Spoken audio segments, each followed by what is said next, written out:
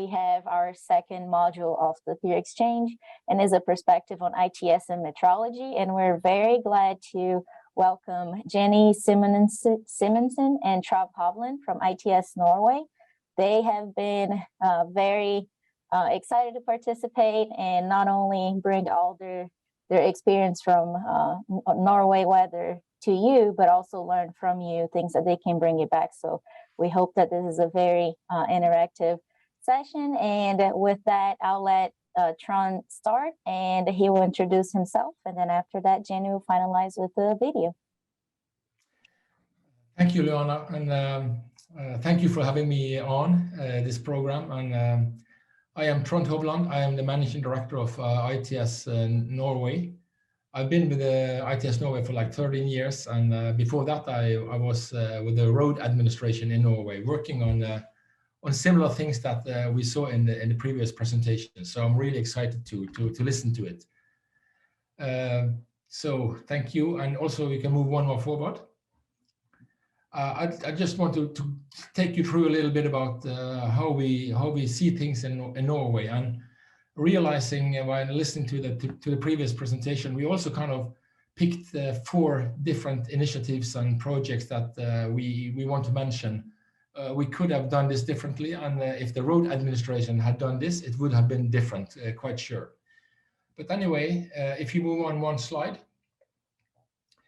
ITS Norway is a quite small entity. We are like 85 members at the moment. We are 18 years old.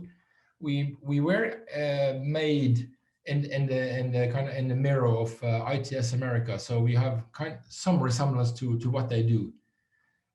What we are really good at in ITS Norway is to run projects. So that's the main thing that we do in our organization, and we keep contact with the European sister organizations, of which there is 29 at the moment. So we have a really good connection to all over Europe. And also we keep contact with Canada, United States, Japan, Korea. So we also have a bigger view of the ITS world. So if you move on one slide, Luana.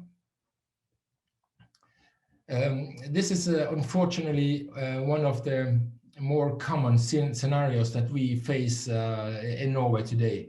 This is the major thoroughfare from north of Norway to south of Norway, and the deviation is also underwater. So we have increasingly problems with floodings and severe weather.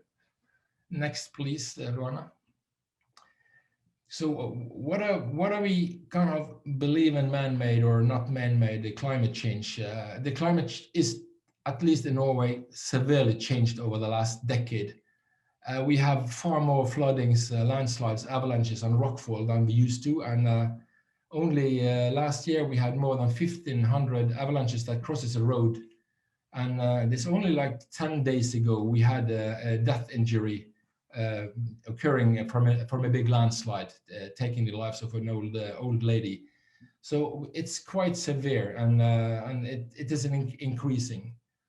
Most of these avalanches, landslides, and rockfalls are coming in new locations.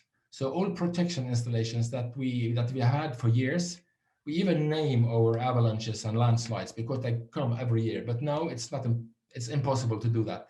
They come any place they please, and also our installation is too weak and in the wrong place. So we have a lot to do. So the challenge that we faces now is to increase on monitoring, warning, and prediction to save lives. And to do that, we work increasingly more cross-agency and cross-specialist teams to gain a deeper insight. And if you move on to one more, I want to go through 4 initiatives here: NIFS, AVAD, Orchestra, and NPRA projects. These are picked because they are gives a background on how to work for the future.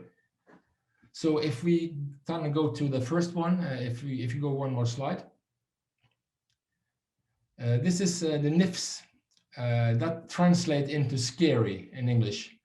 It stands for nature danger, or danger based on the natural happenings, infrastructure, floodings, and landslides. It is a project that was started in 2012, and even then it was based on a governmental white paper that was called "How to Live with Danger." So that means that already more than a decade ago, we were aware of the changes that we were facing in the future.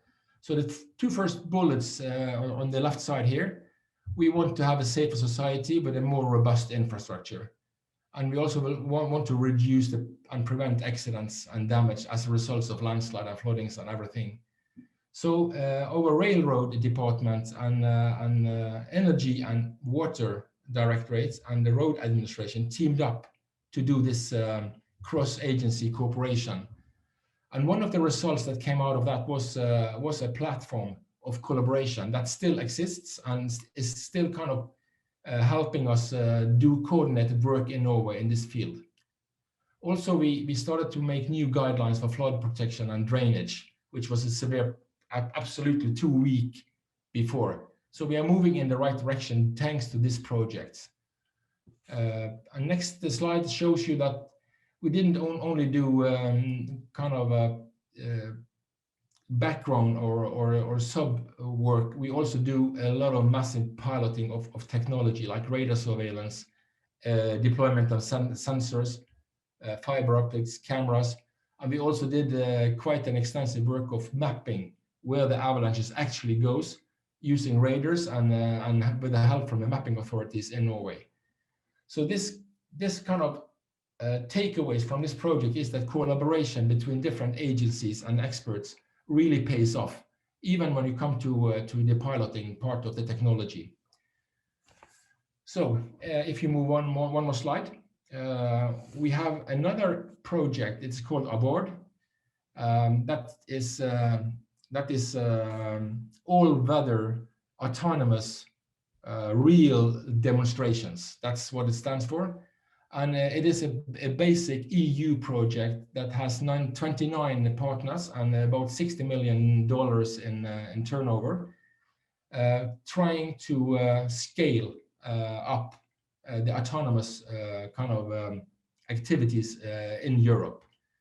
It is done by or through 4 work or use cases with confined areas in the uppermost left here. We have an autonomous forklift shifting products from a production site to a storage yard. On the top right side, we have a long haul. It's not very long, but it's pretending to be long. A long haul vehicle running autonomously on the public roads between the production site and the logistic hub. And then at the bottom left, we have an airport luggage carrier that takes the luggage from the conveyor belt in the terminal building to the plane autonomously. And the last one is to shift long haul containers from the long haul vehicles onto the ship and opposite direction. All of these use cases are situated in different places where the weather is really shifting and you have a lot of ice and snow and wind, and also kind of salty and a lot of spray in some of these cases. So those 4 cases are typical for what we need to kind of address in the real world as well. So each of these use cases are then divided into 4 systems, and that is the back office of the system. That is the upper left blue square, where you have the fleet management system, back office, and logistic operations. What kind of requirements do we need to have in place to support autonomous driving? And then on the right side up there, you have the vehicle itself. What kind of sensors do it need, and everything that also was mentioned previously in the previous presentation. And then you have the supporting infrastructure, where you have traffic lights, traffic regulations, signs, and charging station for these vehicles. And last, bottom right is where you shift the goods from the vehicle to somewhere else and back. And in this system, we also had a lot of gates that this vehicle had to pass through, and also they are automated. So for each of these 16 combination of the use cases and the systems, we are looking at weather condition, traffic condition, and events that occurs on the road surface. And then we try to kind of blend in the user requirements, or the ODD, the operational design domains for each of these scenarios. And then we are testing out all of these, maybe 200 different kind of ODDs that we create by combining this system and these use cases. And then we see how far we can push the ODDs to make it 24/7 operation for all kinds of vehicles and roads. So what we learn here is a lesson that we can use on the public roads in severe weather conditions. That's the kind of idea. But we do this also as a push for autonomous vehicle to make that more profitable by running them 24/7, no matter what kind of weather there is. So next, please. And we have another kind of project that is quite different, but also an EU project. This one is owned by ITS Norway. It's called Orchestra. And if you move one more slide ahead, it's all about multimodal transport orchestration. And I don't know how it is in the United States, but in Norway, we have the rail traffic management center, and you have the aviation traffic management, road and maritime sector. All of these are kind of working very fine within their sector, but there is no kind of connection between them. So this project kind of aims to make an ecosystem of data sharing between the traffic centers in all modes of transport. And not only that, we also try to connect fleet operators in each of these modes to the traffic management centers in a way that you can have a complete ecosystem of sharing between the fleet operators and the traffic management centers in all modes. Because then we can, if a road closes today in the southern part of Norway, or maybe in outside Mæland Airport, which I will come back to, you will see that the road is closed.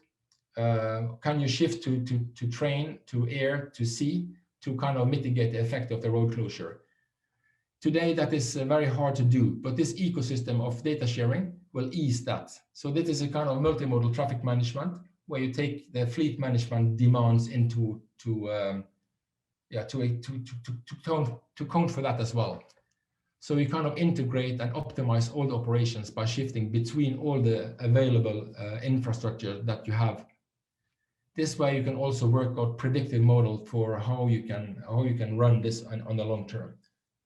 So if you go one more ahead, and if you disregard the middle part of this slide in the beginning, the uppermost is the kind of the living lab we have in Italy. That is the Malpensa airport outside Milan, where we have the airport authorities working with the ATM of the airport.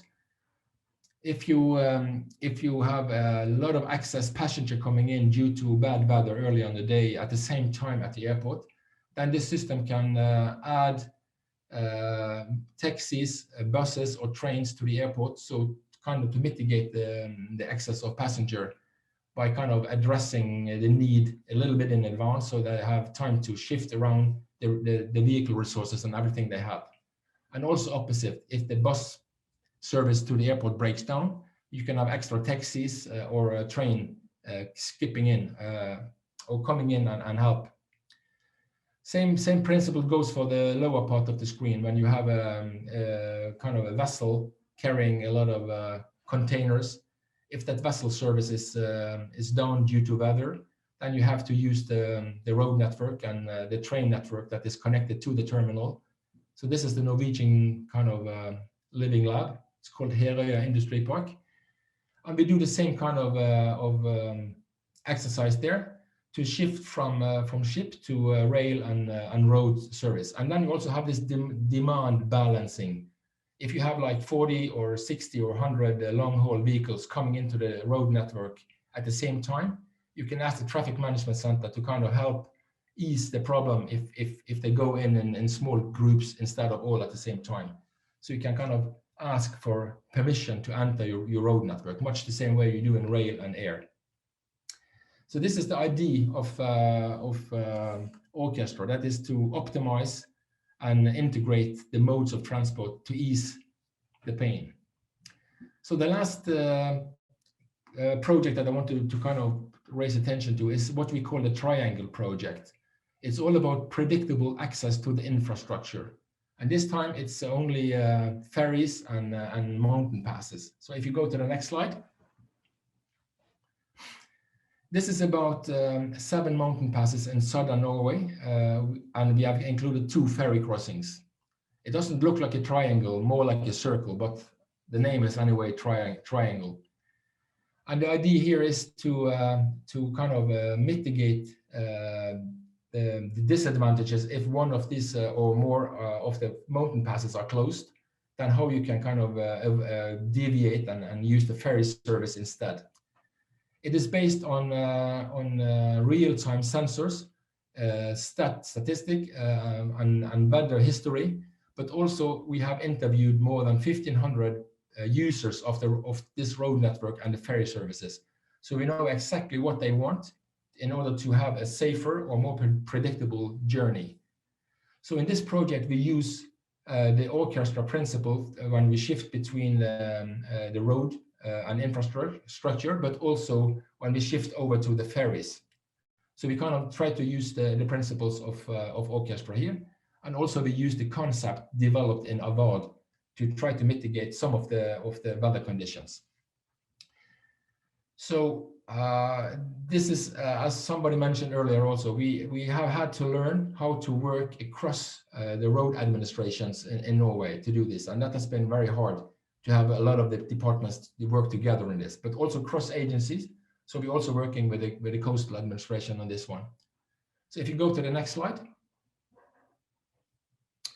So this is a little bit about the core of it. The users and the user associations and kind of industry or professional driver association have all been here to kind of put forward their wishes.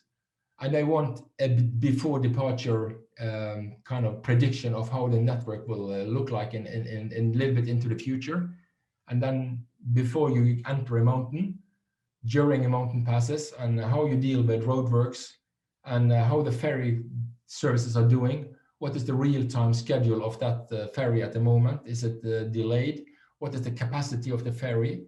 If one or more of these mountain passes breaks down, you need to know how many kind of long-haul vehicles can you have can the ferry services swallow to mitigate the effect of the closing of the mountains. And opposite, if the ferry services is out, what is the capacity to run them over the mountains?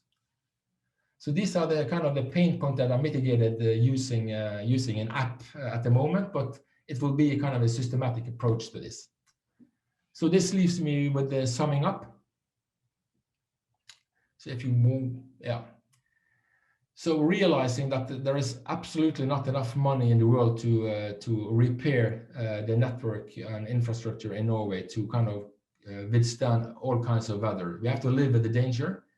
And then we use a lot of different projects and approaches to how to do that. And these 4 that I mentioned here is kind of contributing together to bring us further into the future, and also will be a stepping stone for more projects to come.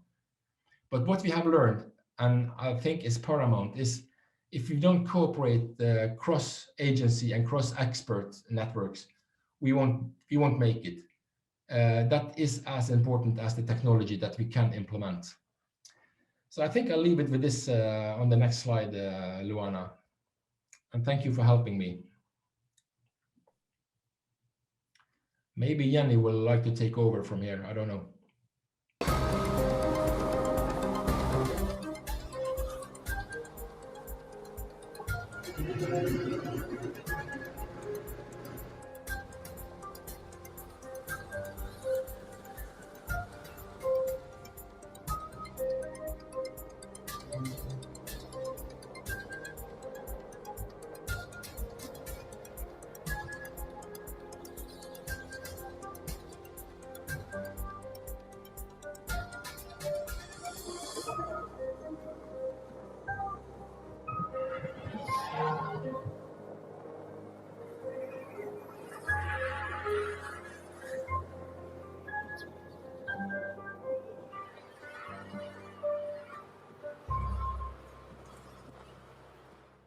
Thank you so much, Trond and Jenny.